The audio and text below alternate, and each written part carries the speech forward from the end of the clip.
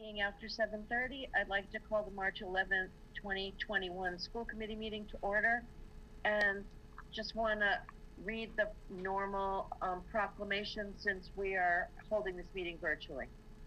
Due to the ongoing COVID-19 pandemic and state of emergency on March 12th, 2020, Governor Baker issued an executive order temporarily suspending certain provisions of the open meeting law.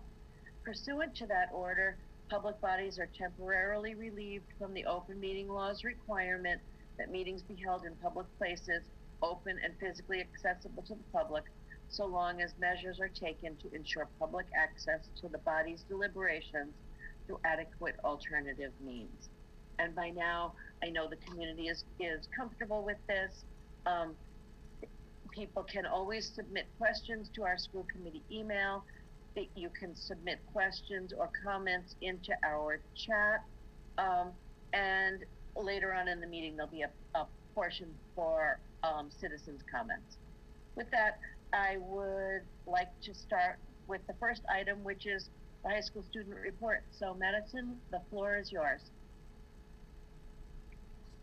Good evening, everyone. My name is Madison Field, and I am a senior at Walpole High. As we are coming to the end of another hybrid week and everyone is settled into their second semester classes, we have a few things to be updated on.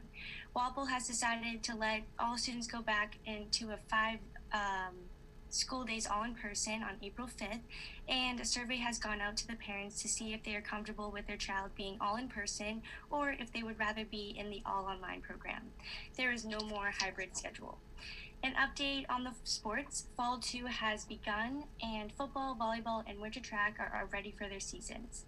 Football will play their first game this coming Friday against Natick at the high school, and because of COVID regulations, only 2 family members can come to watch per player, no students or general admission. Winter track has their first meet also on Friday in Natick and can also only have 2 family members come. Volleyball is 0-3 and has a game at Elm Street tonight against Natick. Due to COVID regulations, no spectators can watch, but the games are live broadcasted, so you can watch them from home.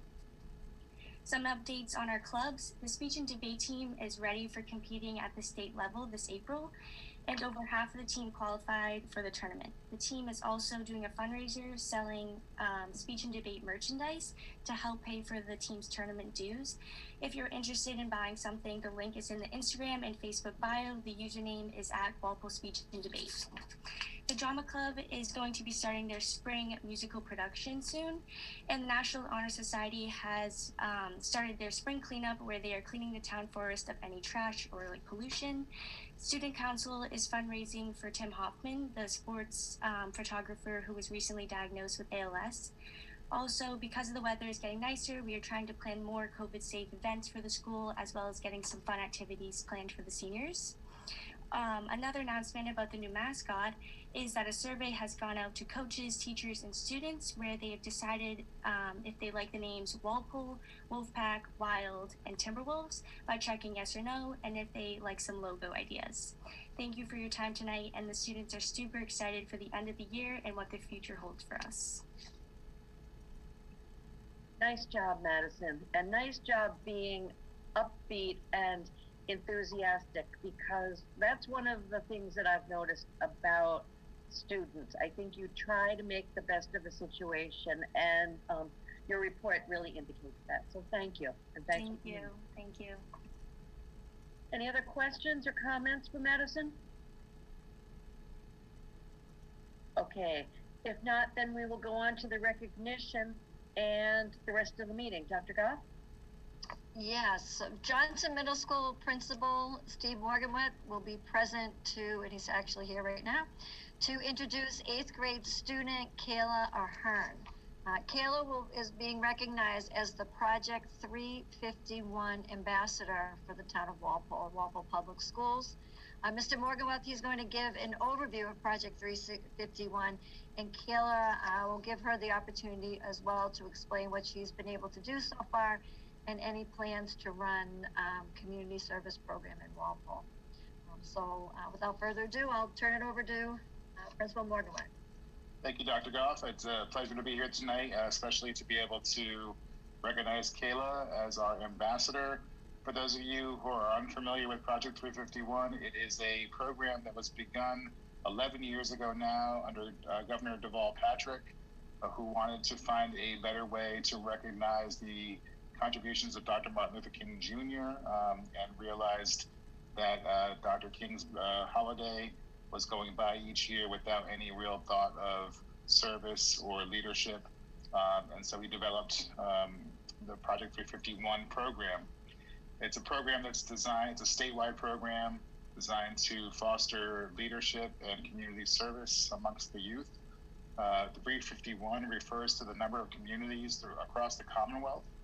Each community is asked to send an 8th grade student as an ambassador into this program.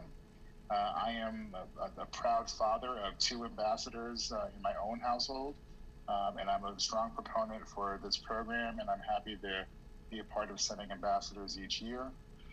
This year, we ask our teachers to identify students amongst their peers who have skill sets and attributes that make them natural leaders, and who they think would be able to take those skills, enhance those skills through a training program like Project 351, and then bring that community service back to Walpole.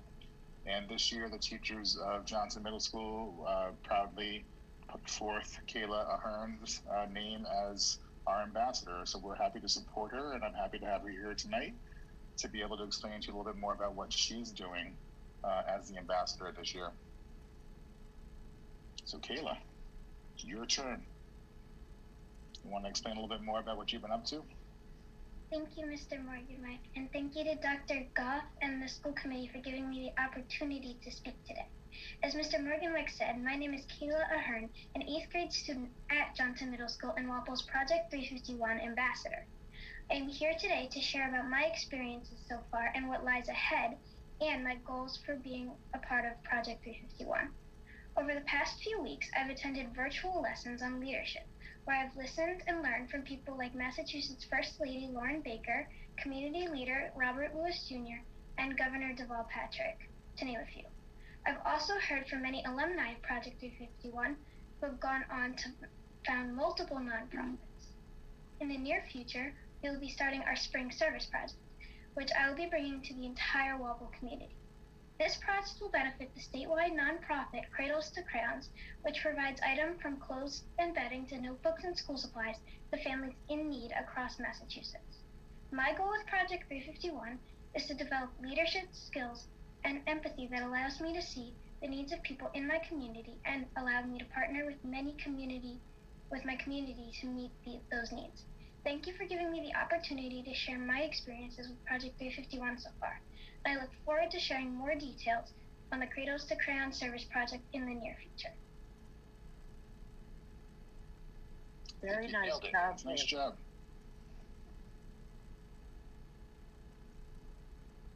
Great job, Kayla. Are there people that want to ask Kayla some questions? Kristen, go ahead. I just want to, great job, Kayla. It's a great organization, and I'm hoping that either this year or in the near future, if COVID rules change, you'll be able to go to Cradles to Crayons. I don't know if you've been to their warehouse, but spending a day and helping to sort clothes and books is a really rewarding experience. So hopefully you'll be able to see some of what they do on that side. But I think the collection process that you'll go through is a great one, and it's congratulations. It's a great honor for you, and it's great for Walpole to have you represent us. Thank you. Anybody else have a comment? Lokalani, do you have your hand up, or is that just, oh, sorry, that was my icon. Never mind. Kayla, I just wanted to say, if you can keep us informed about when you're doing your collections, maybe we can help to spread the word for you. So we would be glad to do that if you stay in touch with us. And I think you know how to do that, huh? think you have a special connection there. So that's good, but we would be glad to help you advertise what you're trying to do because it sounds like a really good project. And thank you for being here tonight. Any other questions or comments? Congratulations. Nice job. That makes us very proud. Thank you. Okay, the next item is an update from our MECO director, and I think you want to introduce this section, Dr. Goff? Sure. Jasenia Castro, who is our MECO director, and Lokalani Cummings Watanabe, who's the MECO academic advisor. How did I do, Lokalani? Did I do okay on that one? All right.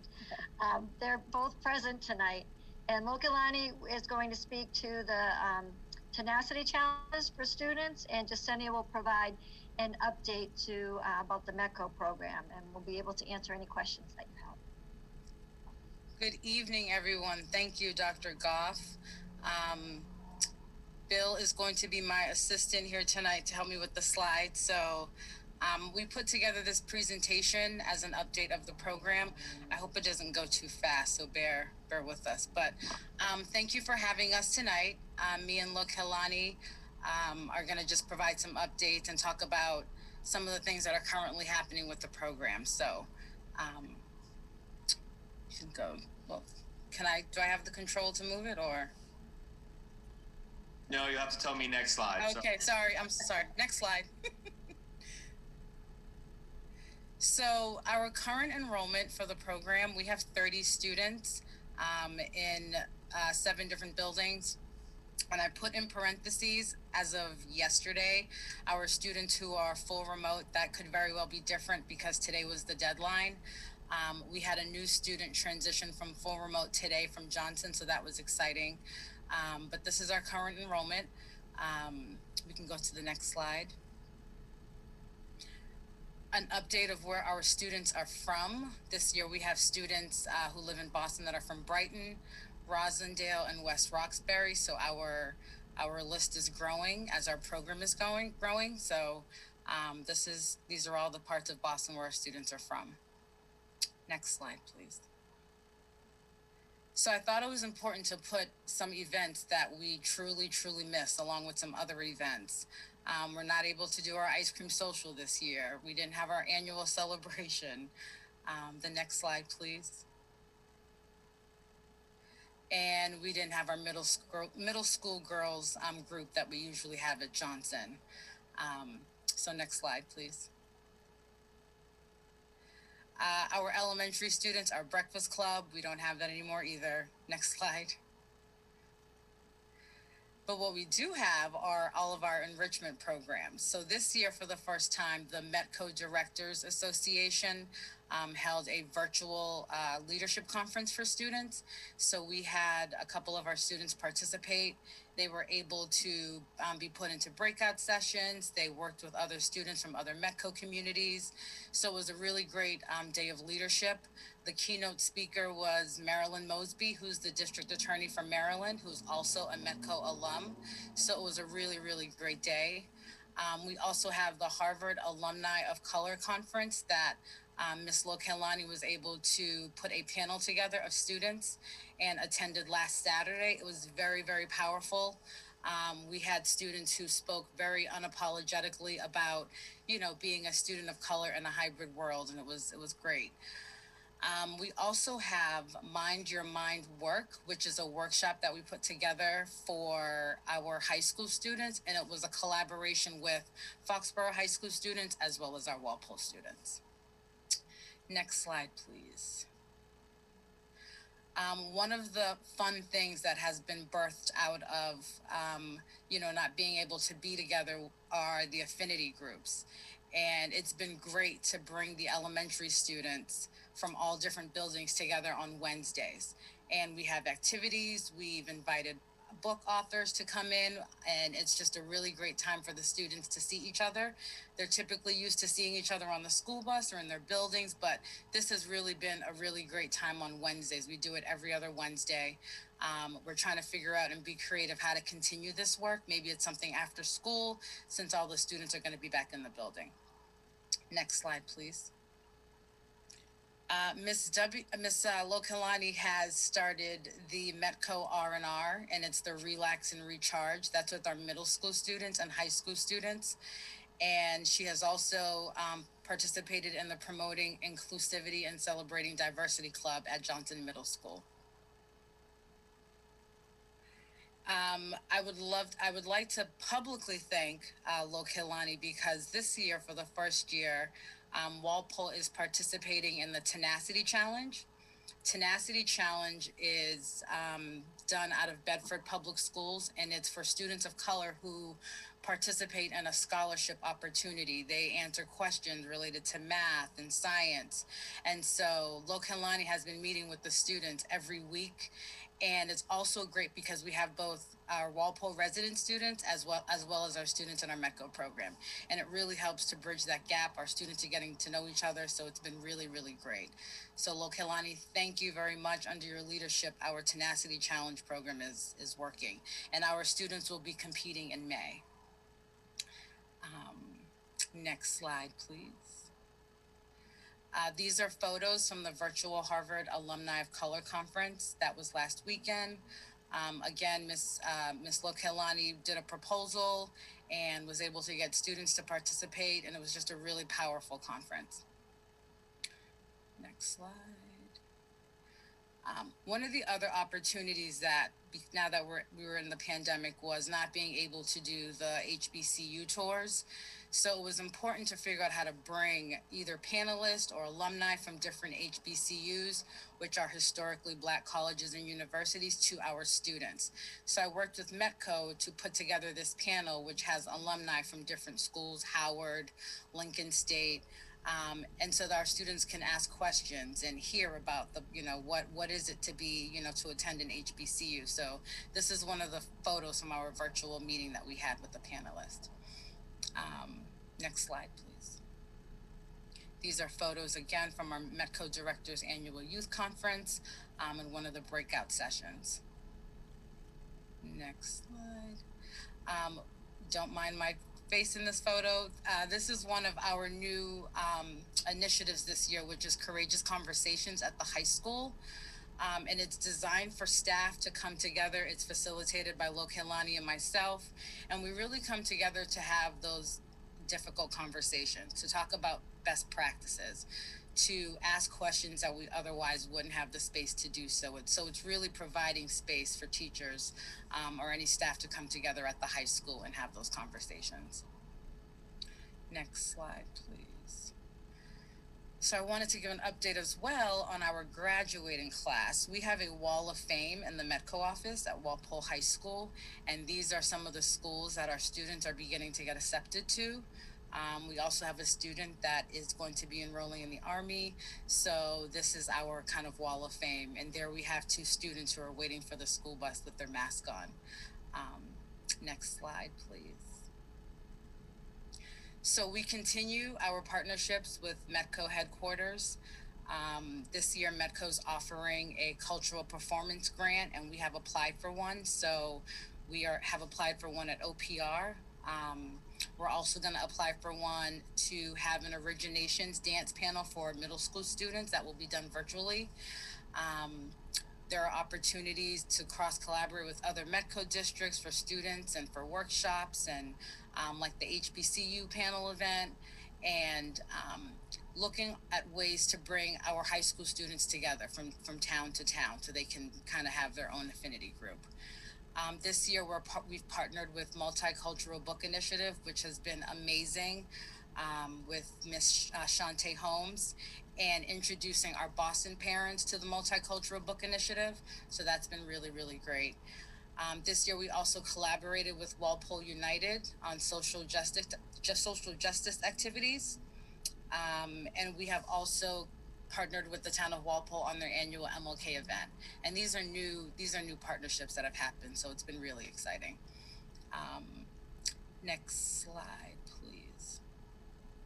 So I put this photo up here because it just reminds me of the power of our program.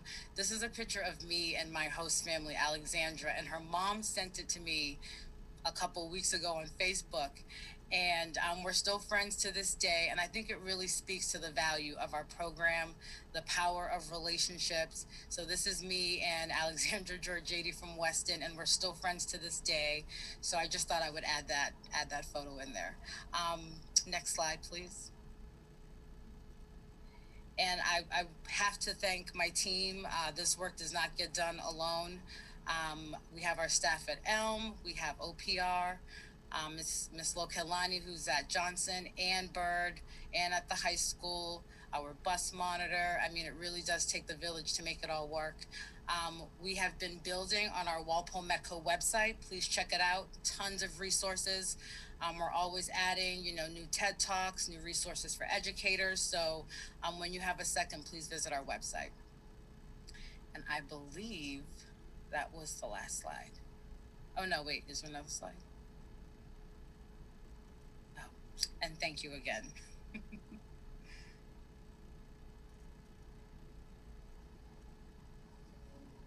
All right, any questions? Go ahead, Carrie. I have a couple. Thank you for that presentation, Jasenia.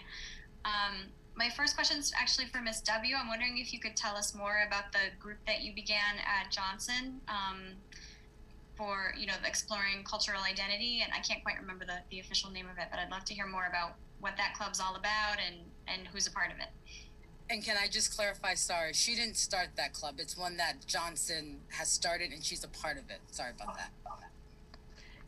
Yeah, I can kind of speak on it a little bit on behalf, if anyone from Johnson wants to kind of jump in. Can you guys hear me? Yes. Okay, because I think everyone froze on my screen. So I'm hoping the sound will go through. But basically it's a group that is also, it has staff and students combined in it. And we basically kind of just go through kind of everything, from diversity to equity. And I gotta say, it's very enlightening and it's powerful, to hear middle school students talk about diversity and their passion that they want to make Johnson a better place. That's the part that I know for me that I really got out of that with that group. So I think it's about at least a month in, I want to say, so it's really new as well. That's wonderful. I think that group and the affinity groups that Jasenia have started are amazing additions, co-curricular additions to Walpole. So thank you for your involvement with that. So I think, if I'm not mistaken, this is the first year that we've had Medco students at all 4 elementaries, at least in a while. Is that right? So we have them in 3 buildings. We have them Okay. at Elm, OPR, and at Boyden. We don't have any students at Fisher, but it is the first year that we do have students at Boyden. So Okay, got it. Yes. So according to the last data I've seen, of all the 30 or so towns that have Medco programs, Walpole is 3rd from the bottom in terms of the percentage of Medco students of the entire student body. So I don't know who this question is best directed to, but are we filling all of the available seats that we have for Medco students? I can talk a little bit to that if that's helpful, Jasenia.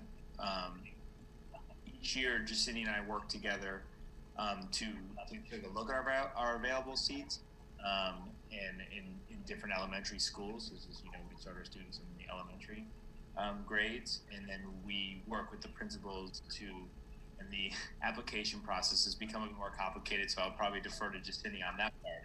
But then we put that forward, we put and we request files for the number of students. So it really is year to year, depending on the seats that we have available. Well, sorry. Oh no, go ahead, Justini. Well, I was just going to add that last year was a really tough year to enroll because it was so different with the pandemic. So we had families who went through the process and they wanted to be a part of the program, but we couldn't have parents visiting the buildings. They couldn't see. So parents were stuck with making a decision to send their children far out to a place that they've never been. We did lots of Zooms to be as welcoming as possible, but it was really hard. So I know for a fact last year, a huge role in why our enrollment, wasn't as large as it probably could have been. Okay. And I understand that currently we only accept students at the elementary level, and that makes sense. I think, we want to be cognizant of class size in particular at the elementary level, but I do know that as students get older, many students will leave Walpole Public Schools for private high school, and I'm wondering if maybe there's an opportunity to add in more seats or create more space, given that we do lose, there is some attrition over the years as students get older, and that's not a question to be answered right now necessarily, but just a thought that I wanted to put out there. Last question, I promise. Jasenia and Lokalani, I'm curious, what, in your opinion, would be like the best thing or the top thing that we could do as a district to support our Medco students and our program in Walpole?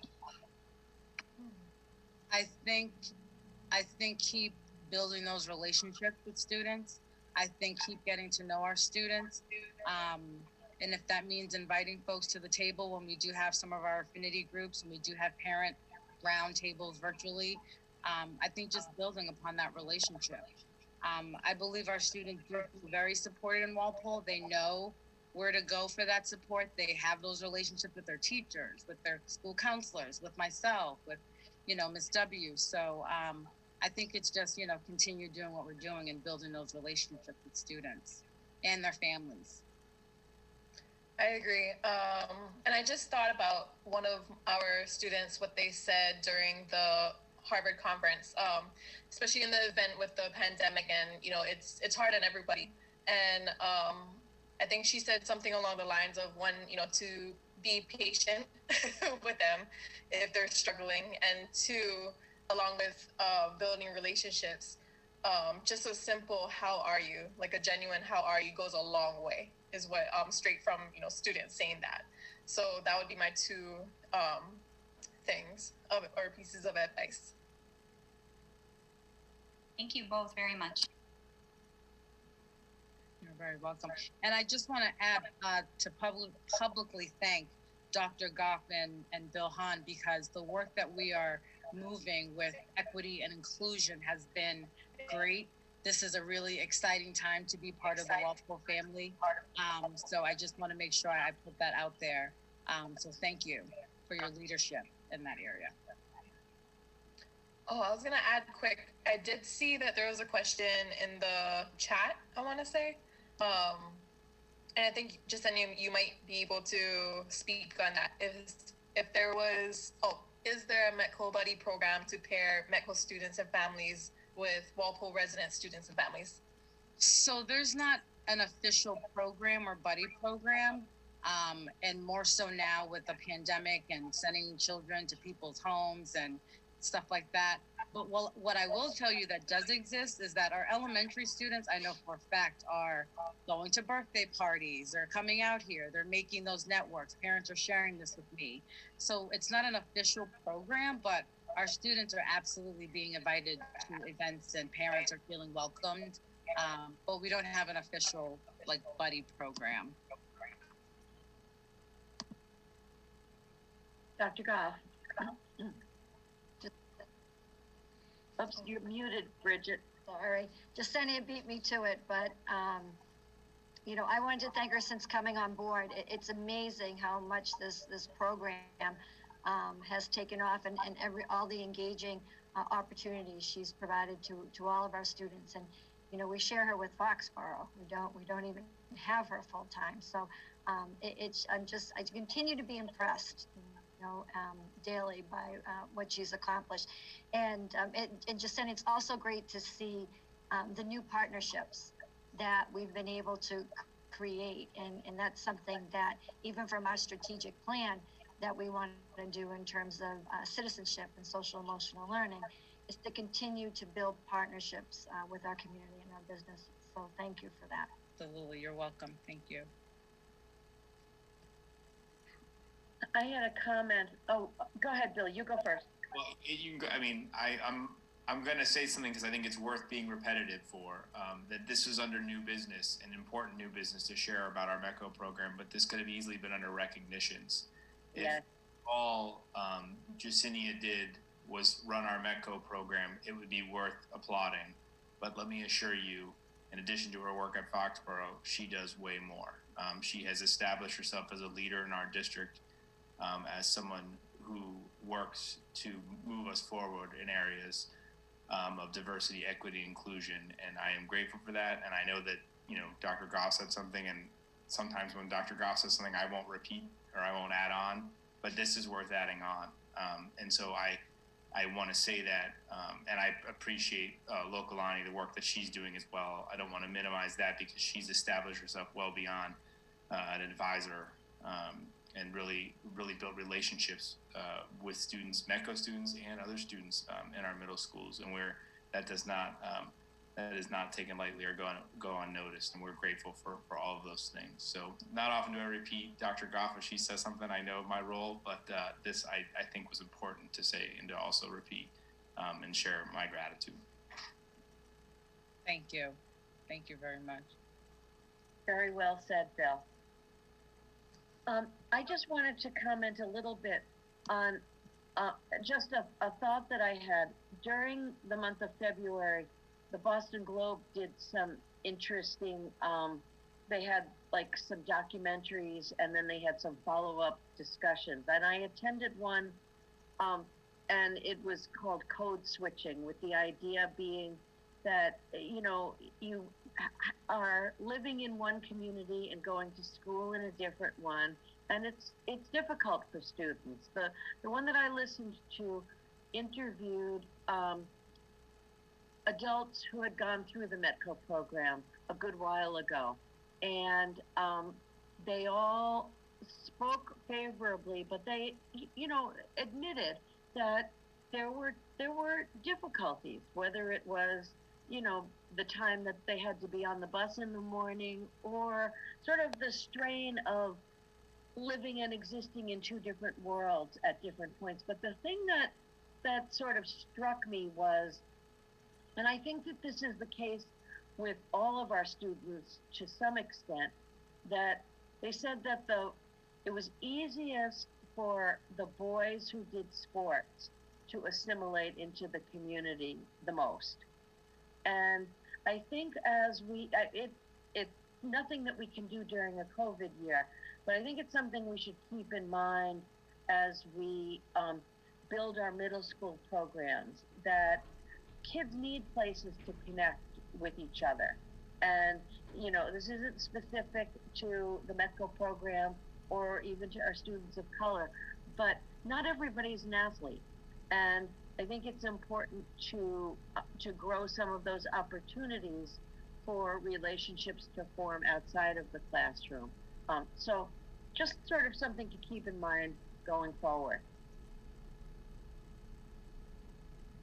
Thank you. Are there any other questions or comments related to the topics that Jasenia and Lokalani have brought to us this evening? Well, thank you. And Bridgette and Bill, you did a great summary. I should have ended with you two of you guys, because you did a really nice job. But thank you very much for being here tonight, ladies, and thank you for all the work that you're doing. We really appreciate it. Thank you. Yeah. Have a good one, everyone. You too. Okay, that gets us to our next item, which is a biggie, because our administrators have been doing a lot of work based on the recent news that came out of the Department of Education. So I'll turn it over to you, Dr. Goff. Thank you. And Bill, feel free to jump in at the end. And I know, Mike, I'm going to turn it over to you when we get to transportation. Because, as we know, families received notification on Monday about returning full in-person on April 5th. So I just want to talk a little bit about that, and then also answer some questions of what were some of the top 3 or 4 questions that families had asked, that we want to make sure that we are able to provide answers to them. So Commissioner Riley and the Board of Elementary and Secondary Education voted to change time on learning regulations to bring more students into school buildings for increased in-person learning. This means that he will no longer be counting synchronous and asynchronous sessions toward time on learning hours. So what does that mean? It means in order to fulfill the structured learning time mandates, districts must return to full in-person learning. A hybrid model is no longer an option. So starting on Monday, April 5th, as we mentioned in our letter, all schools K-12 will return to full in-person learning. In this in-person learning model, students and school personnel will still follow all of these important safety protocols. All members of the school community will be required to wear masks, be socially distanced, wash and sanitize their hands regularly, and stay home when sick or symptomatic. In addition, schools will continue to implement cleaning protocols, effective ventilation, and all other important mitigation strategies. Additionally, in order to maintain the success we've had this year in protecting our students and staff, the school administration will be adding additional hours to our custodians' cleaning schedules. So for example, every Wednesday, each custodian in every building will dedicate additional time cleaning and using the electrostatic sprayers for disinfecting. We will maintain all existing protocols for the remainder of the year. Physical distancing in classrooms and other educational spaces, however, will now be at a minimum of 3 feet. Some will be larger depending on the square footage of the classrooms. Lunches, however, will remain at 6 feet, both lunches and snacks of social distancing. So I want to talk about and answer some of the questions that we have been receiving in order to make sure that parents, I know some parents were holding out on making decisions about whether to go full in-person or to switch to full remote. Those that are in full remote can stay in full remote for the remainder of the school year. So what about students on quarantine for COVID-related illnesses, symptoms, or close contacts? Like I mentioned, per the state guidelines, contact tracing and quarantining, including classroom closure, will continue per protocol. It's important to note that although social distancing will be a minimum of 3 feet, contact tracing must remain at 6 feet. We have no wiggle room on this, okay, unless the CDC or the Department of Public Health tells us otherwise. Therefore, we anticipate that student quarantine cases may rise.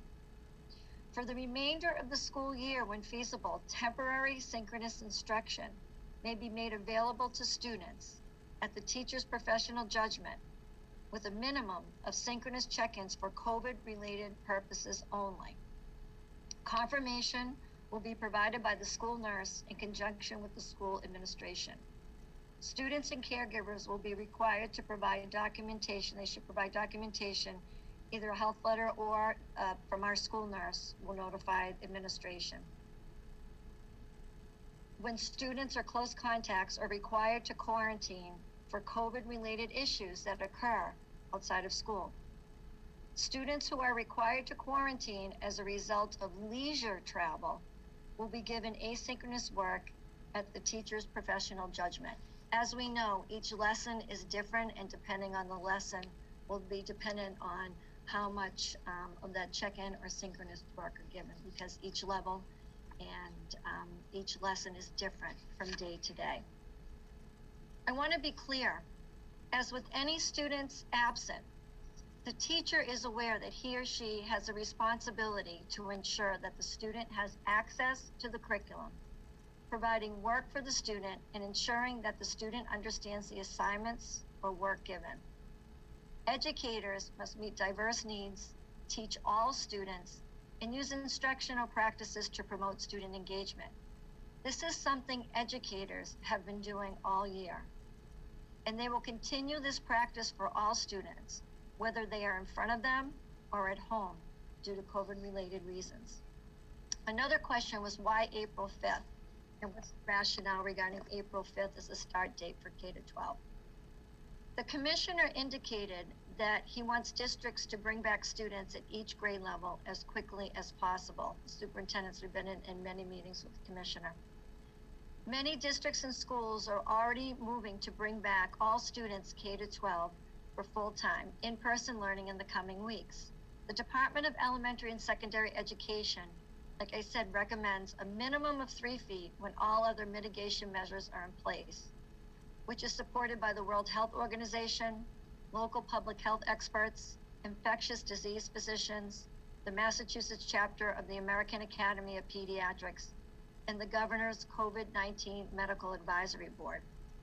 So in compliance with our Massachusetts safety guidelines, as they indicated, and I'll repeat, students will be at a minimum of 3 feet and lunch and snack time will be at 6 feet. We continue to collaborate with other schools, including those middle schools and high schools that started at 3 feet or have changed to a minimum of 3 feet during the school year. We also have an entry plan, if you remember way back when, in July and August, and we had to, per the Department of Elementary and Secondary Education, we had to submit 3 models. One was the full in-person learning model at 3 feet, one was a hybrid model, and then one was a full remote model. And we had to be able to be prepared to make those transitions from one model to another. This tiered approach to return that the commissioner gave, these deadlines, were for communities who aren't ready or will not be ready by April 5th to do so. Some communities have just started in their hybrid model, and others will need more time to figure out how to ensure they're going to get 3 feet of educational spacing and 6 feet in their lunch areas. Walpole Public Schools, on the other hand, has planned for this, and therefore we will be able to increase in-person learning on April 5th. Since some school districts were ready to go earlier than April 5th, they returned this week or will return in the next couple of weeks. Another question is why the early Wednesday release? A return to April 5th will provide enough structured learning time hours to enable approximately a 90-minute early release day on Wednesdays. Please be assured that we are maximizing in-person learning time. The dismissal will be 90 minutes as opposed to the 3 hours. By returning to our normal calendar schedule for the rest of the school year, there are 2 early release days, one in April and one in May.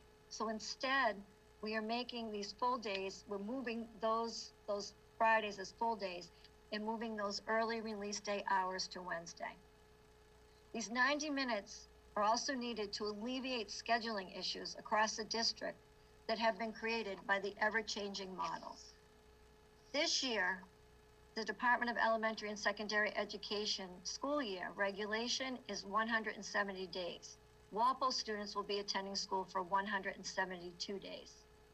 With that being said, Devin Clifford, our extended day director, will provide an opportunity for those elementary school families who wish to have their children remain at school for those 90 minutes.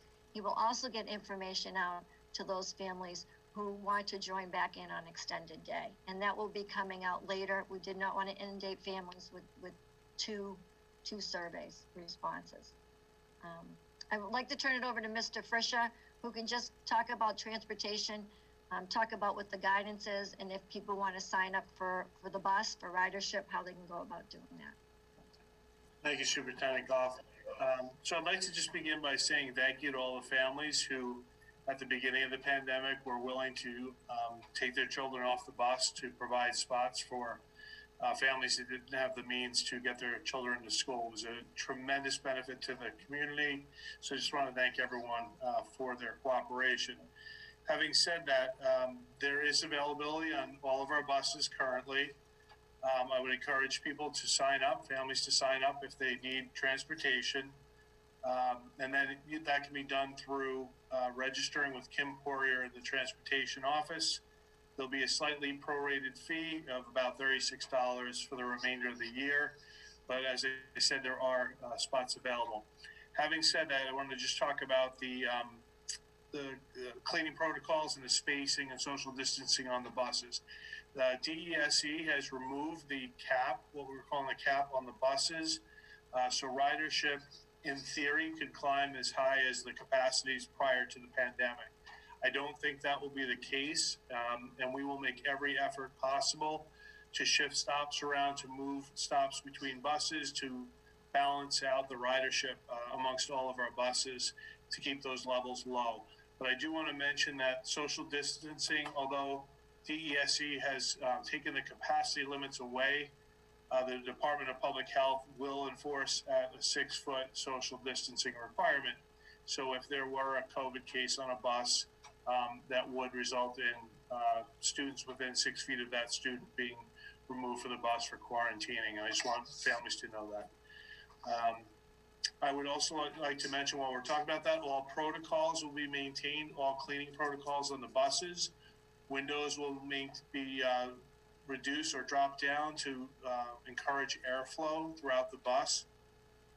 We've done that throughout the pandemic, even times when it was cold out, we still have the windows down. I've got some encouraging news from Michael J. Connolly the other day, and that was that of their 300 drivers in 13 towns, they have not had a single case of a driver catching COVID from riding on a bus doing their job. So buses are very safe places to be for children. The circulation of air is 4 times as great as what you'd find in a classroom.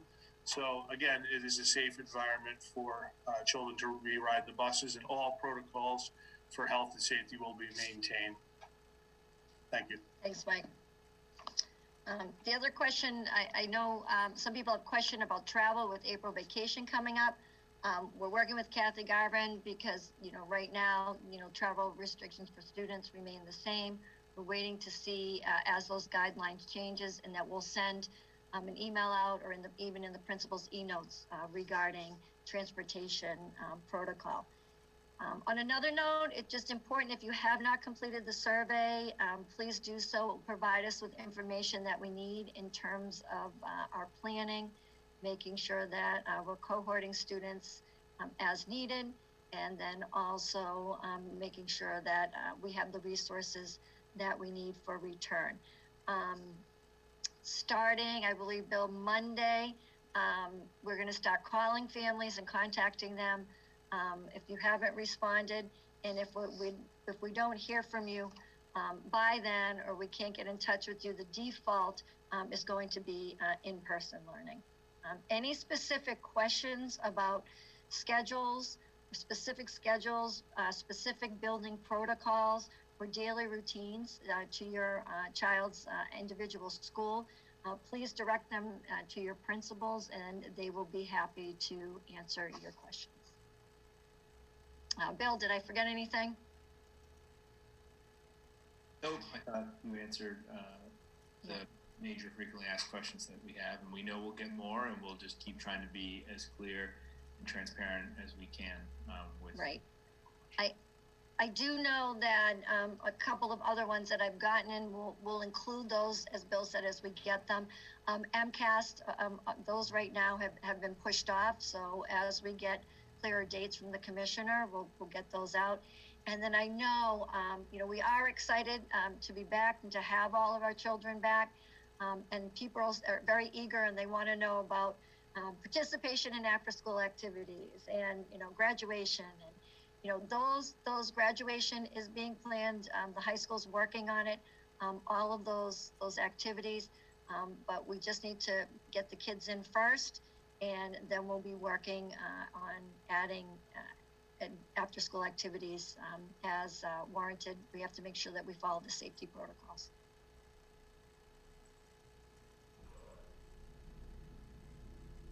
Great. Are there questions or comments that people have for either Dr. Goff or Mr. Hahn or Mr. Kershaw? There's a question in the Q&A. Nancy, would you like me to read that? Yeah, that would be great, Bill. Thank you. Are all staff members required to be vaccinated when we go back full time? And I can answer that question very briefly. The answer would be no.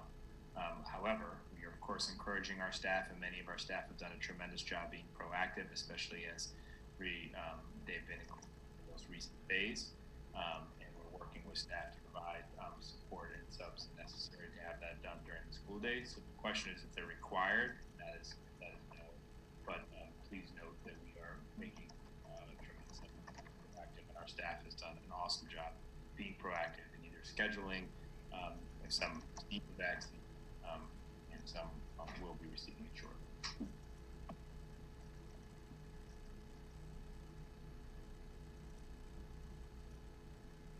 Other questions or comments from anybody?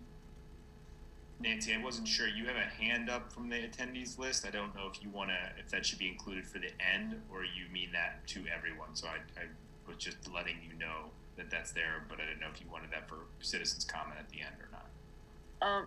Yes, I think I'll take questions and comments from the committee first, but I think we will address this since it's specific to this topic. We'll address the one in the chat after the school committee questions and comments. But thank you. Bill, then Carrie, and we'll go from there. Go ahead, Bill. Thank you, Madam Chair. I won't even pretend to try to be brief this time. But I just a quick comment at the beginning to compartmentalize. I think it's an important compartmentalization. I think many of us are very, very excited to have our students back in school. And I think that's box one. Excitement, it's a good thing. I think we also want to really acknowledge the fact that so many of our educators have worked so hard, so many additional hours to deal with and deliver the rigor we expect in the remote system, which we're trying to work with them. So that's another box. I think it also needs to be underscored the fact that it's really disappointing that basically we find out a couple of weeks beforehand that we have to again pivot to this footing. And I just, that is frustrating to me. It's frustrating that we had great mechanisms to say vaccinate teachers as we vaccinated our public safety individuals in our community. That was taken away from us by the administration. I think that is a point worth kind of elucidating. I just want to be clear and ask kind of for clarification. We are offering to all of our professionals coverage should they find a vaccine opportunity on their own, correct? Through you, Madam Chair, to Mr. Hahn? Yes, that is. We've been very clear with folks. It's my understanding that we've reached out to staff and are trying to discern how many of them have been able to achieve or find vaccination. Are we working maybe collaboratively? Is there any opportunity to kind of help people connect with vaccination before the deadline? A good question, Bill. Yes, staff is, we're keeping, our head nurse is keeping track of staff vaccinations for a couple of reasons, so we can help people get vaccinated as quickly as possible. And then also for those that aren't getting the Johnson & Johnson that need their second vaccine, to make sure, to anticipate that so we can make sure we get coverage for them if needed, if they're ill as a result of it. It's amazing. I talked to one principal that had one school they had 19 registered today, just in the morning. So they're coming in very quickly, and you are correct. They are helping each other. I'm very impressed by what the teachers are doing. I do know, especially at the high school, we have a couple of staff members who I think they make it their mission to really help others get vaccinated, and they're really doing a tremendous job of working in groups. I think some parents have offered assistance that are able to be home to help sign up educators. I know other districts and communities are doing that as well. So that has been very helpful. So we thank everybody for their help in getting this done as quickly as Madam Chair, that's heartening and helpful. It's just unfortunate that the administration that sent them in there couldn't have given us the tools to help them better and more quickly find vaccinations. When we talk about, I think it would be helpful because I know every member of this committee has had a tremendous amount of conversations since that first press conference with Commissioner Riley. I think if we can try to really consolidate, and I say this being so mindful of how much work our three lead administrators at the central office are doing. if there's a way, and if there's a way that we as school committee members can be helpful to really consolidate that information, perhaps on the webpage. I know we do have those weekly emails, but if we can just kind of keep the running list of FAQs and have that in all of our communications, especially the school committee communications in the next 2 school committee summaries before April the 5th, I think that's crucial. You know, I think the more we can sort of continue to restate that all of our protocols aren't changing. You know, if you feel sick, don't go to school. 1.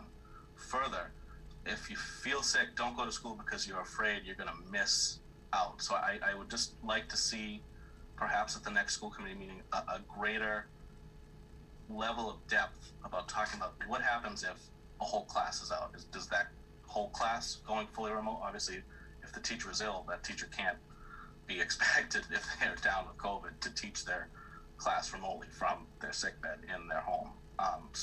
And I know those answers are forming currently because we're doing this, even though we were required and we made good plans in the summer. I feel just my entire feeling about this, even though it is a good, I think, and many people in our community, including myself, are happy to see our kids come back. I really feel for both our administrators and our teachers who are just continuing to change the goalposts, it seems, every week. So, you know, that's something, if we could maybe next time get a better handle of exact, like what happens when, with the 3 feet, if you have one kid has COVID in the center of the class, is the whole class out? Is it just the people within 6 years, the kids on the edges out? And I just think those are things that even in our own conversations and in the emails we continue to get as a committee are important to really unpack. And I know that information we have, and it's diffused throughout the district, but if we could just continue to collate it, I think that would be very helpful to us. But you know, I hope this works out. I'm excited to have the students back, but if there is anything you through your colleagues are hearing, any pressure we can put as a district. Like I said, just before this meeting, I'm reading the Globe, and it was disheartening to have the governor tell him through a statement that teachers jump in the line for sick people as we send them back into classrooms. So I want to have personally, I'd like our orientation to be just how much can we support you and how much information can we kind of gather together for this effort. And it's not ideal. I would have loved to have started this dialogue in January. That would have been the responsible thing for the administration to do, but they did not do that. So here we are, and we're all working late nights, and you all especially, much less so us. So I think that's just a very important piece of all this. And I think there is still uncertainty that I'm hearing from some of our valued employees, and I would ask that we just try to troubleshoot as much as we can, and to be as available as possible to do that. Yeah, thanks, Bill. Good point. And fortunately, Mary's here, so she takes copious minutes, and that'll be published tomorrow. That goes out tomorrow. We'll continue to as we get information, we'll keep firing it away. And to your question about when classrooms close, we have had classrooms shut down, especially at the KM1 level, because of the proximity when they're outside at recess or for various reasons. And the teacher has been quarantined as well and has been teaching from home virtually the class and has done that successfully. And then yes, if they're sitting at 3 feet, 6 feet is the contact tracing. So it'll be 6 feet around that one child in a classroom. The middle schools will stay in a cohort, so the teachers will move. The children will stay, so that will help continue to minimize risk. Thank you. Carrie. Just a quick comment. I can't stop thinking about the fact that it was exactly 1 year ago that Dr. Goff and the team were grappling with a decision on how and when they might have to close all the schools down, with little to no guidance from the state. That was a huge decision to have to make, and the right decision was made. And now here we are faced with this other enormous decision of reopening again fully. And this time around, the state has decided to dictate explicitly what everyone must do regardless of circumstance. And I don't want people to forget that that we have been, and by we I really mean, you know, Dr. Goff and the leadership team, because you've borne the brunt of this, not the school committee members, have been, you know, pivoting nonstop, as others have said. Sometimes you've had a complete leadership vacuum, you know, above you, and other times you've had probably far more input than you would have liked to have had, far more dictated to you than you wanted to have had. And I think you have handled it very, very gracefully. Our district has been thoughtful. We've been methodical. We've had great plans in place for months that we've been able to execute on. I think we're in a better position than a lot of people right now to face this next hurdle. But I can't overstate, you know, how much has been on your plate, either by people giving you too much input or not enough, and you know, rolling with it and making the best decisions you can for our students, our families, and our staff. I'm very confident that the reopening on April 5th is going to go exceedingly well, because everything has to this point.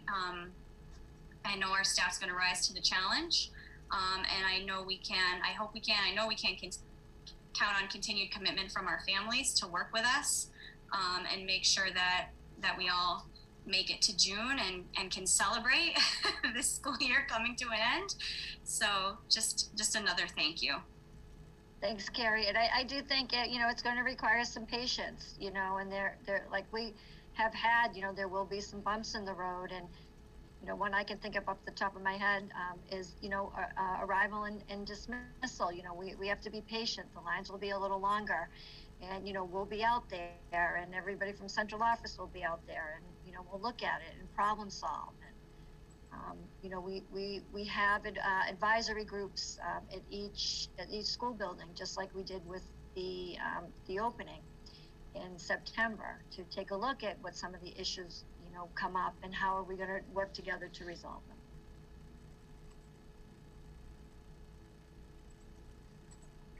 Are there other questions or comments? Sean. Thank you, through you, Nancy. I think a couple of the questions were kind of addressed, but I just want to throw them out there anyway. And if they are, you know, to be answered in the long term, that's great. Or if they're better answered by the building principals. So you had mentioned schedules. I was just wondering, I think K through 12 schedules were adjusted to some point during the school day. And you mentioned to reach out to building principals with those questions. Is that still the case? Or were you talking arrival, dismissal? Yeah, no, good. That's a good question, Sean. Yeah, once the principals, you know, finalize the schedules, if there's any changes to those schedules, they will get them out to the families. Okay. And the students. Great. Yeah, I think that would be the message, that when the schedules are ready, they're going to be sent. But as of right now, they're still being processed. Correct. With, you know, how recent things have adjusted. Okay. And just regarding what a family and a student could expect if they were deemed a close contact and had to quarantine for the specific days and thus not in school, is there information like that still in process as well? Like what they could expect, like if, you know, there's 4 students were deemed close contacts because one of them came down with COVID, you know, would they expect to see a teacher every day? Would they just be working on, you know, synchronous work? Yep, for remainder of so when feasible, the temporary, if they're out for COVID related reasons only, for the remainder of the year, that when feasible, temporary synchronous instruction may be made available to the students. Now, like we had mentioned, and Bill, feel free to jump into if I leave anything out. but it's, obviously lessons are different from day to day. So the teacher's professional judgment. It could be, it's at least a minimum of check-in. It could be multiple check-ins. It could be, zooming in for, it's going to depend on the nature of the day and the lesson and what's going on. But it will be for COVID-related reasons only. Okay. Yeah, I very much appreciate the delineation you made between those that were traveling and needing to quarantine for that, being a little bit different, having the asynchronous work provided. I think that's important for the community to understand that, we're still abiding by the same guidelines and the same, everything that we have been. And that includes being responsible with the decisions you make in your homes with regard to travel. Especially with warm weather and breaks coming up, that travel does matter, and to continue to allow everybody to access learning in the best possible setting. Continued responsibility is of the utmost importance. A question about learning spaces. I know the elementaries especially made a lot of adjustments to learning spaces. Like specials weren't accessible. Because spaces were used up to create temporary classrooms. Are those spaces going to be returned to their pre-COVID purposes, or is it necessary to use those spaces to continue to create that 3 feet at least of space required? I can help answer some of that, Dr. Goff. So, again, I think both Dr. Goff and I are cautious to paint with too wide of a brush here, as some details or some aspects of that question may not apply. But in short, especially at the elementary, the structure of specials will remain the same. That we're trying to limit how often students are moving from class to class and scenario to scenario. So when we can keep kids together, and sometimes we bring specials teachers to classes, that will remain the same. There was a question in Q&A that I'll just use this opportunity to answer about, gym classes, contact tracing, and recess. And we do our best with all our students, whether it's 6 feet or 3 feet, to ensure kids abide by safety protocol, to pay attention to the pods that they're in, to pay attention to the socialization and who they are ultimately allowed to socialize with, to make sure that we do our best with contact tracing. That will remain in place regardless of the closer social distancing requirement. Thank you.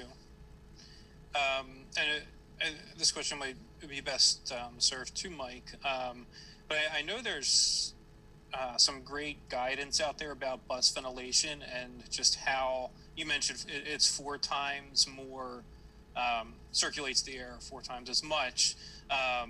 There's some great imagery out there about that. Is there, any way that we can share some of that, or help to inform the community about, just what a bus ride might be like, how comfortable somebody might be, just to help parents to have an informed decision on what that ride might be like? Say their student is sitting next to somebody, what happens with airflow and such?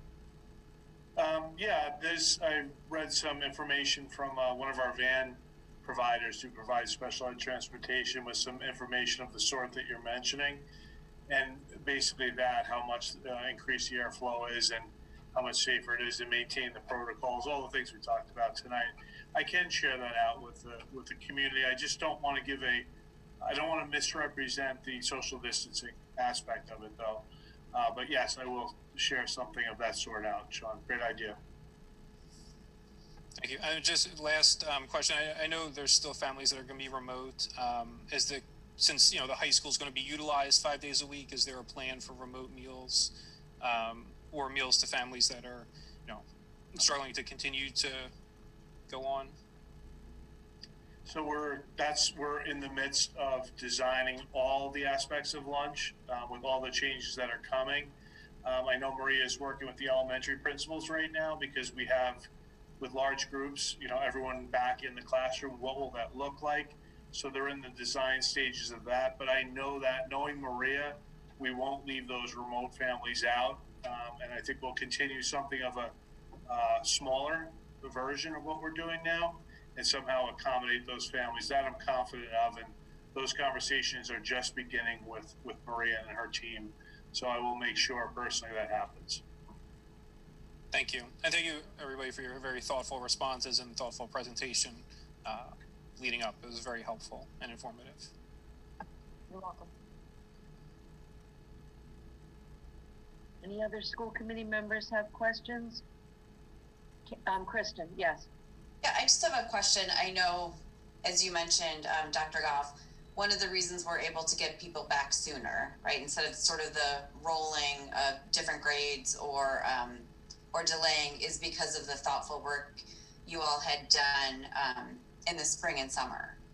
With the plan that you put together, I don't know if it's publicly accessible, but the plan that you put together that kind of outlined those three options, would that be a place people might go to get some answers? I know it might not be one for one exactly what you had thought of, but sort of your re-entry plan that had those three phases, would that be a place that people could maybe get some guidance if they're looking for more answers before they come to you with questions?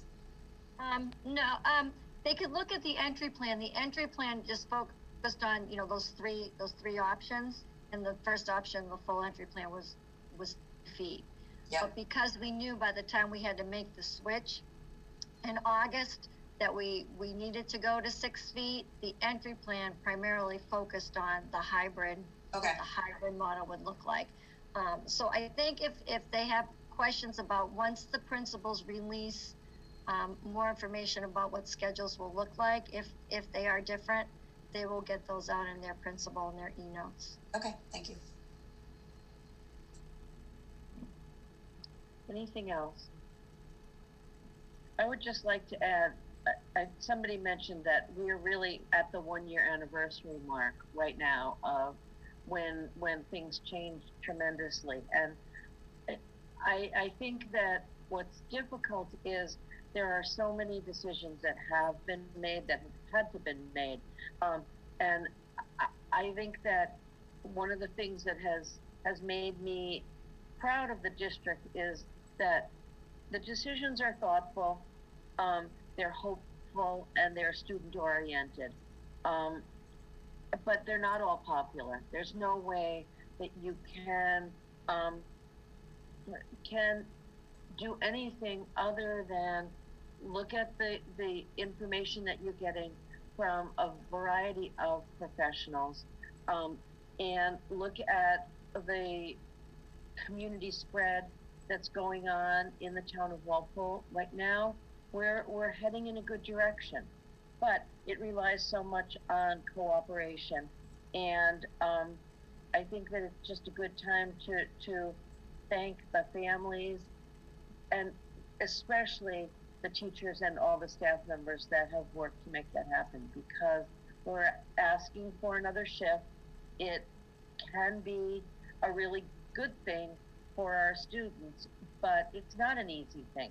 It's not an easy thing for any of the people involved. But just wanted to put that out there, that we are thankful to families, but we're also even more thankful to staff members that have gone above and beyond. So with that, I know that some people have been trying to answer questions that have come up in the chat. Where are we with that, Bill? Go ahead. Do is provide an opportunity. I believe it was Carol and Bob Hilty put their hand up earlier, so if their question is not answered, if they want to put their hand up again, I can give them an opportunity to speak. All right, so I'm going to go ahead and turn their microphone on and allow them an opportunity to speak, okay? Thank you.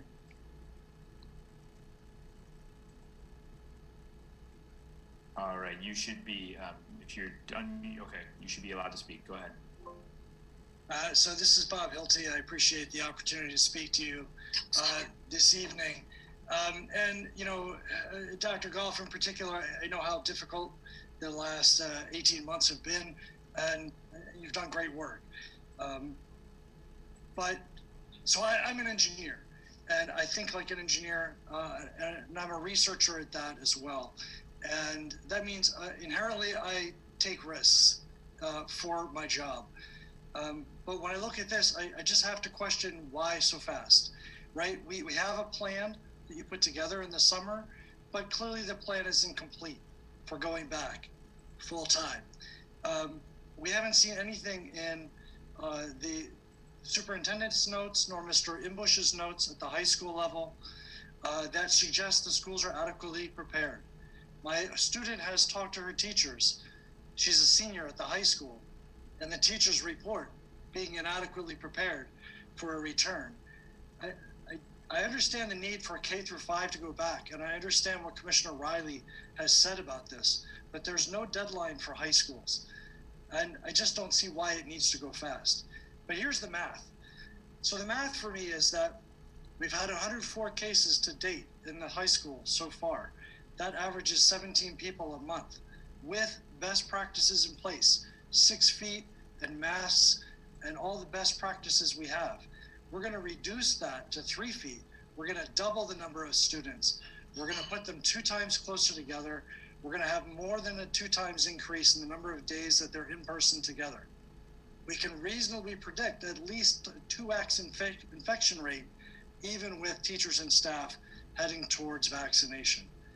My math puts that at 78 people between now and the end of school. And that just feels like too many. I just don't understand why we need to do that to a population. The 0 to 19 population is actually the largest COVID positive population in Walpole right now. So I don't understand why we need to go as fast as we're going, that we don't have time to adequately present a plan so that everyone can see it and we can know what risk we're putting our students at. We're asked to fill out this form and have our children decide which one they're going to go in. All we know about online is that it's called Ingenuity. That's it. We don't know anything about what that really looks like. We moved to Walpole and chose Walpole as a town partially because of the strength of the schools. Why would I pick an online school based on the name alone? So that's what I'm looking for, is a little bit more information so we can make a reasonable and fair decision. Thank you. Thank you, Mr. Hilty. I think that this is just an example of the range of opinions that are out there. That being said, I think that it is possible to get some more information about what the online program would look like. And I know that the principals are working with all of their staff to answer the questions and to solve the problems that are not clear to everyone right now. So I appreciate the comments, and unfortunately we just don't have a real solid answer for everything that you asked this evening. So one quick follow-up then. Sure. So we don't have this information. We were asked to make the decision by this morning. What's the real deadline to make that decision? We can, if you have further specific questions, I can have Mr. Imbush reach out to you about the actual schedule. Mr. Hahn can give you very detailed explanation about Ingenuity. We have explained that prior, but if your child was doing hybrid, you know, obviously may not have, you know, paid attention to that, and rightfully so, because you were in the hybrid. So he can reach out and explain in detail. And I can also, with school committee too, as well as anybody, share a study that they had just released on the clinical of infectious disease of 3 feet compared to 6 feet of physical distancing in Massachusetts public schools. That's been published and is available. That shows the cases among staff in districts with 3 feet versus 6 feet of physical distancing, if that is also helpful as well.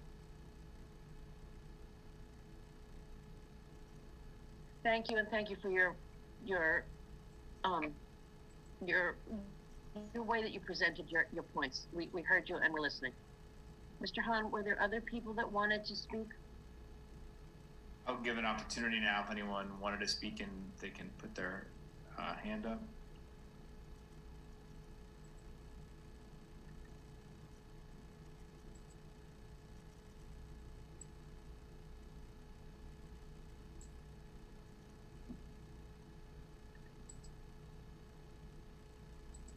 If not, we'll move on to the superintendent's report. Is that your sense that,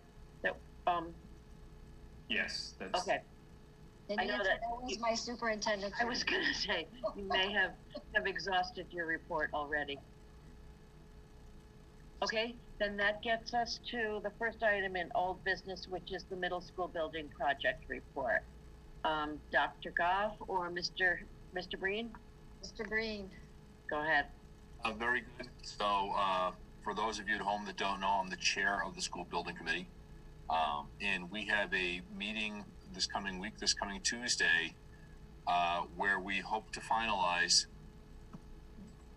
pretty firmly what this building will look like in terms of square footage and what kind of spaces it will have. We'll then be presenting that to the Massachusetts School Building Authority.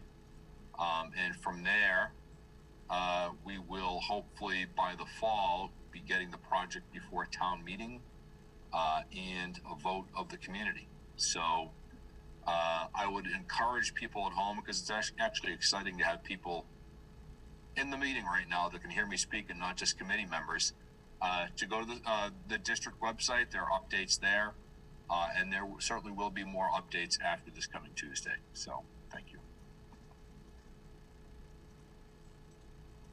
Are there any other questions or comments for Mark? Sean? I don't know if it's for Mark. I was just wondering if we can confirm whether or not that would be live, or whether if somebody wanted to watch it, they would have to see the recording of it. I know I've tried to tune in a couple times, and it hasn't been live. There's been other meetings that were adjacent to it that Walpole Media covered. It's just recorded, Sean. Okay, gotcha. And so if somebody wanted to provide feedback, then their only option would be the email. Correct. Gotcha. I think that's important to note. I've heard that people have wanted to express feelings to the committee, but just emphasizing that the email is the best way. Be good. Any other questions or comments? Thank you, Mark. The next item is an update on the FY22 budget. I will just start with a little bit of information for the community in general. As you would anticipate, this year has been an extremely challenging budget year. The good news is that the administration believes we have a balanced budget for FY21 at this point. It has taken a lot of effort to get to that point. And we've been in the midst of planning next year's FY22 budget for the last few months. After working internally, we presented a needs-based budget to the Finance Committee on Monday, March 1st. And the FY22 budget for the school department is connected to FY21 because in order to avoid laying off people for this current year, we needed to use some one-time money, which created a deficit before we even started planning for FY22. We were clear with everyone at the time that we knew this was a risk, but it explains part of the reason why our budget increase for next year is larger than it usually is. Many departments, including the police and the fire department, are having to almost budget for 2 years because money wasn't available in its normal amounts last year. So on March 1st, we presented to the Finance Committee. We spent a lot of time answering their questions, and the short version is that as of March 1st, there was about a $300,000 gap between what looked like available revenue and the dollar amount that the school department and school committee has been asking for. Since then, as we usually have, there's been awful lot of cooperative conversation about trying to close that $300,000 gap, and we will go back to Finance Committee next Thursday night, the 18th of March, with an opportunity for further discussion.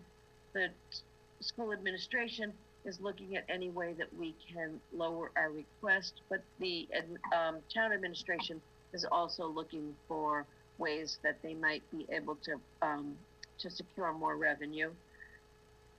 Essentially, we're still hopeful to close that gap, and the final decision will be made at town meeting, which will start on Monday, May 3rd. So that's a summary of where we are with the budget. Mr. Frischer or Dr. Goff, do you have anything you want to add to that?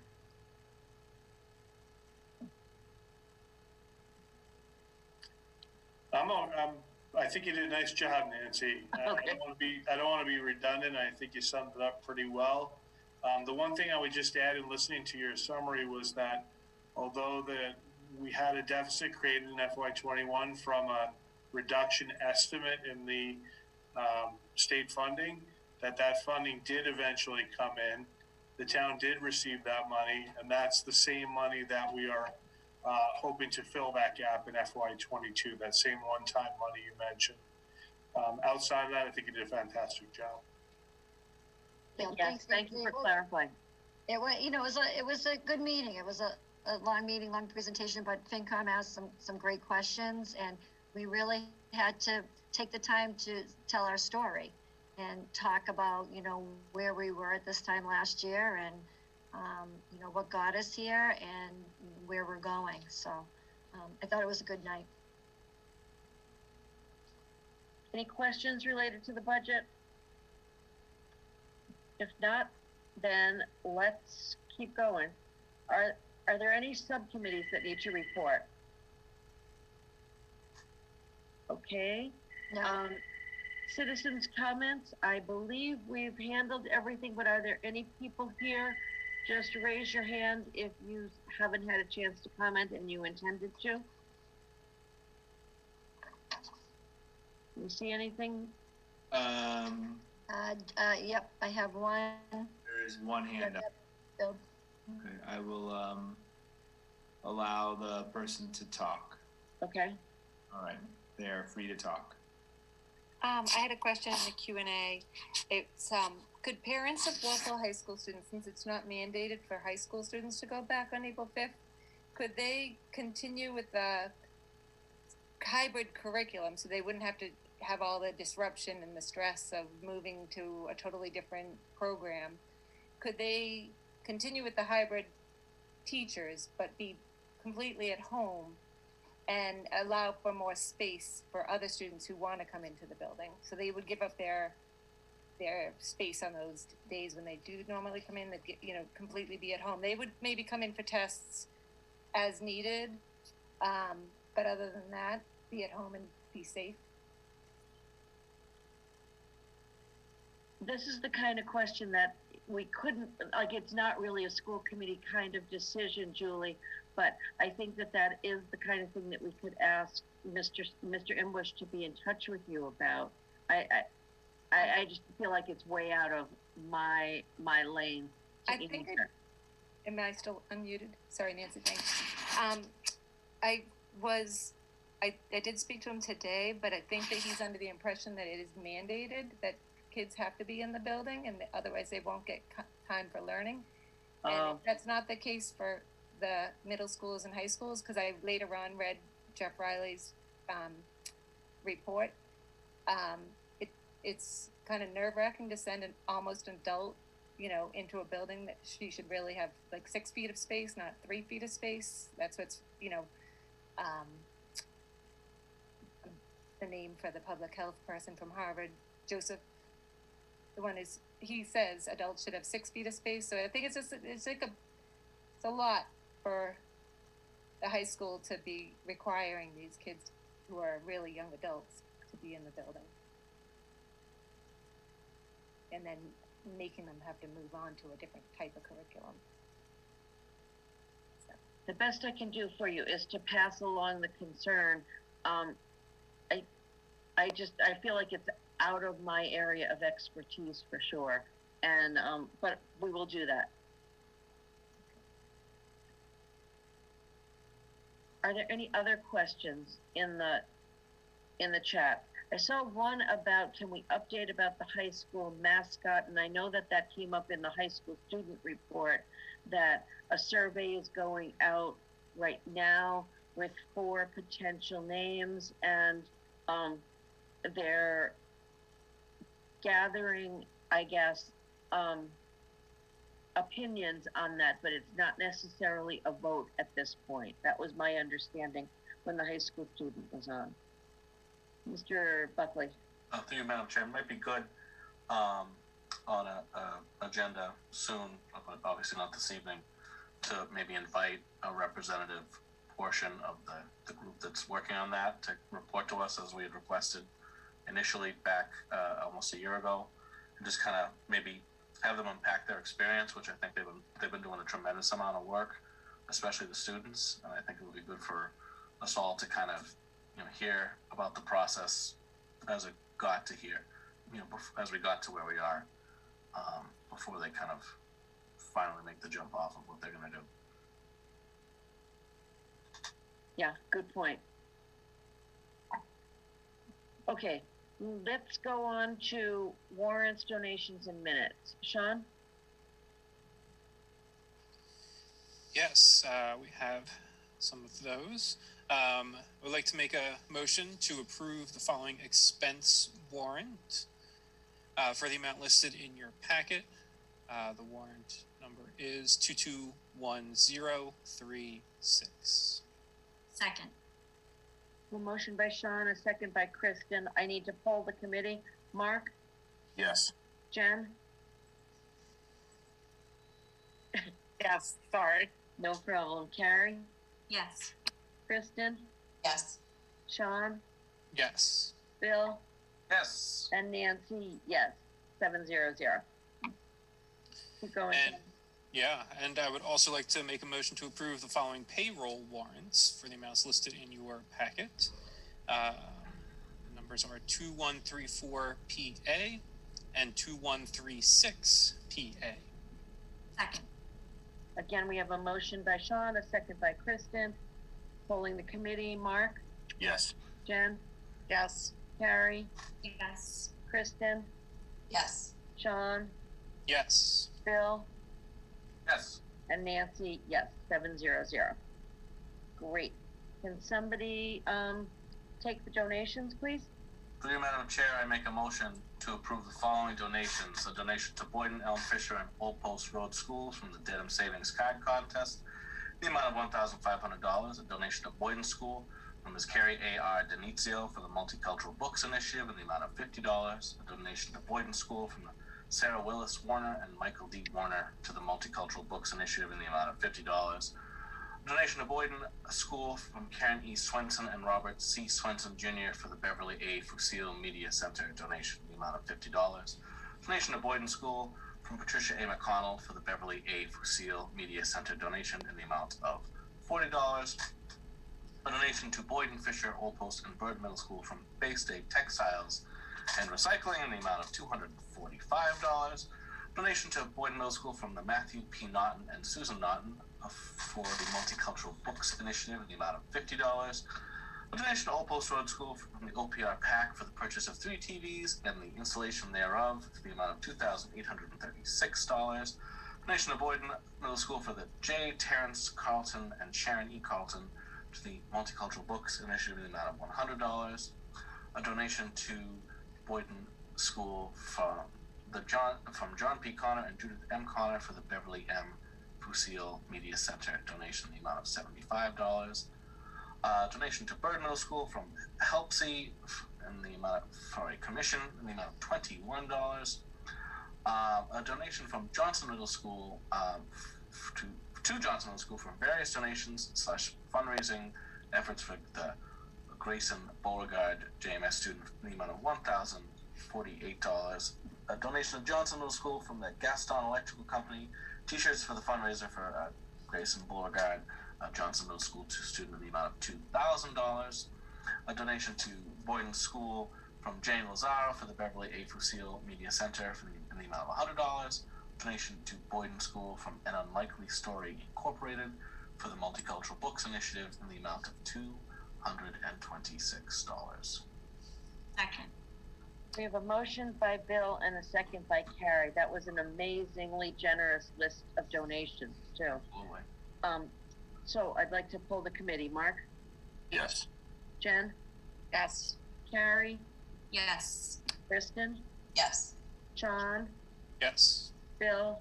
Yes. And myself, Nancy, yes, with our gratitude to all those people. Thank you. And, Madam Chair, I yeah. make a motion to approve the February 25th, 2021 school committee meeting minutes. Second. We have a motion by Bill, a second by Kristen, polling the committee. Mark? Yes. Jen? Yes. Carrie? Yes. Kristen? Yes. Sean? Yes. Bill? Yes. And myself, Nancy, yes, 700. That's it, I believe.